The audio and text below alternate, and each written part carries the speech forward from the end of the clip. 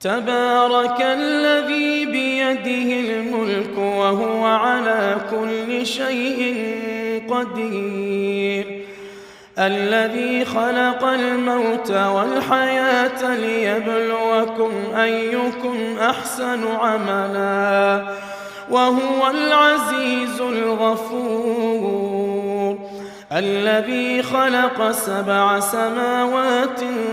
طباقا